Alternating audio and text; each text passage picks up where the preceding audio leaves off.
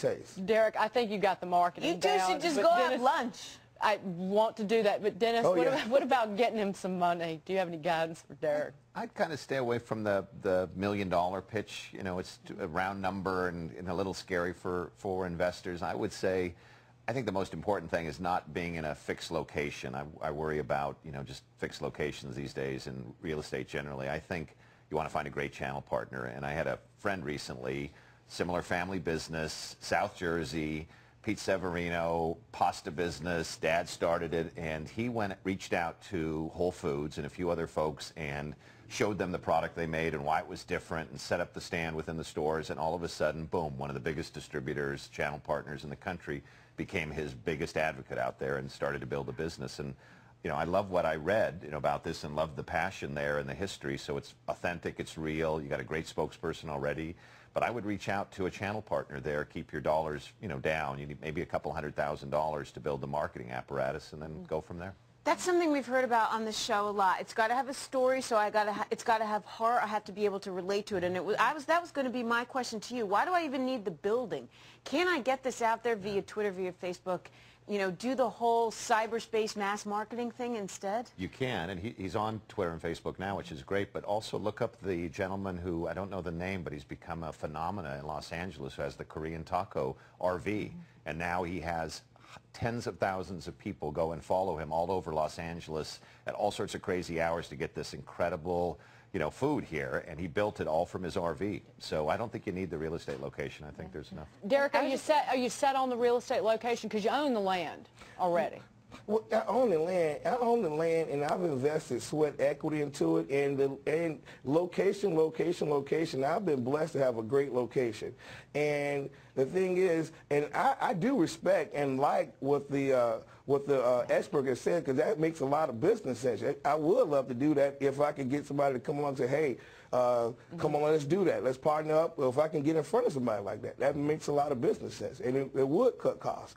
But right now, I got to do what I have to do. We got to try to get up a building and keep moving. Yeah, Colleen, he owns the land. Unfortunately, he paid $550,000 for it, and it's now worth about half, or less than half. It's possible. You know, first of all, I just want to say I think you have such a great story. I love that you're a third-generation pit master. I think that is a wonderful thing to play up, so I would encourage you to do that. And you know, I know you're looking for money from investors, but I was wondering if you've looked into any of the SBA products, like the SBA 504 loan, which is often used for real estate.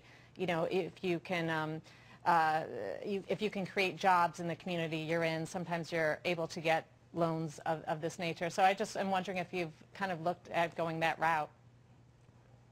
Yes, I have. Unfortunately, we did receive a Regents grant based on the amount of jobs that we can create. I did create 14 jobs at one particular time. And then we were up for, I think it was a HUD grant, because we were close to initially getting our building up, but then in '08, the market crashed. Everything fell. So that kind of knocked us out of the box with doing anything, because we got approved for the grant, but we couldn't get the funding for the grant to back it up. So then we had to start all over from scratch. So again, you know, I never lost that tenacity and that zeal and that hunger for wanting to be the best and do what we need to do to progress as a business. Right. So I had to just keep pushing. So I have explored those opportunities. Tony got advice for him? Your trailer now, is that trailer on the land that you own? Yes, it is, sir. Yeah, the one thing I did learn, that people are a creature of habit.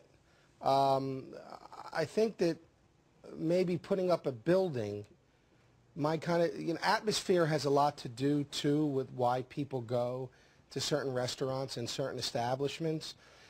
Is there any way for you to take a trailer and kind of fix it there where the city will consider it sort of will consider it a permanent structure, but yet keep the whole trailer look, maybe do 2 trailers where you need nowhere near as much money than building a building, just maybe getting another trailer and doubling it? And I don't know the city code, so I have no idea what is acceptable, excuse me, and what is not.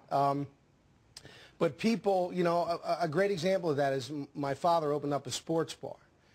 And people if they like that look, they'll go, but some diehards will never come from the store, which is an outside eatery, and there's trucks running by, and there's fumes from the tractor trailers, but people love that.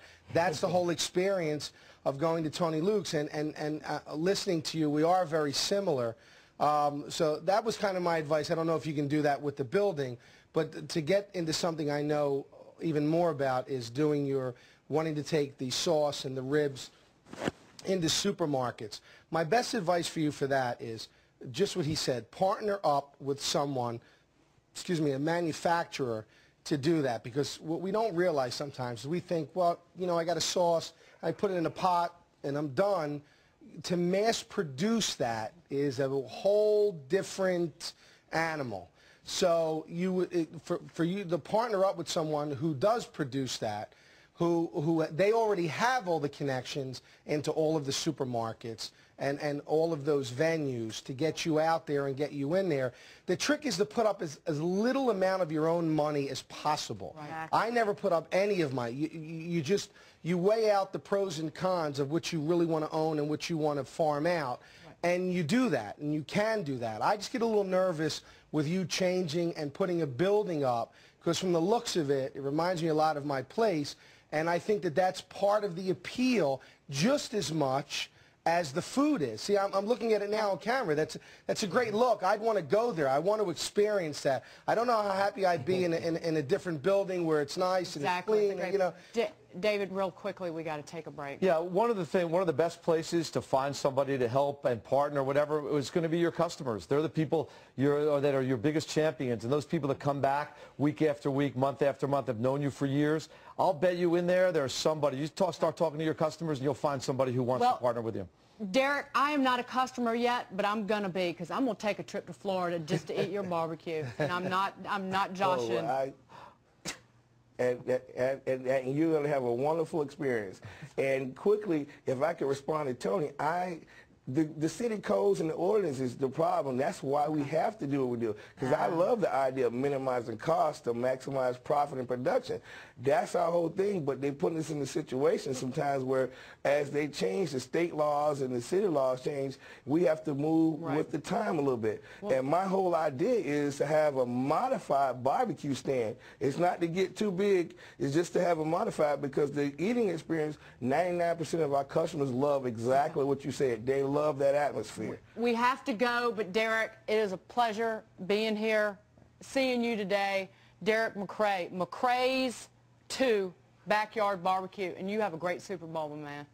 Check out the website. You can order. Thank you. That's right. Good luck, Dar. If you have an idea. Thank you, fellas. Oh, absolutely.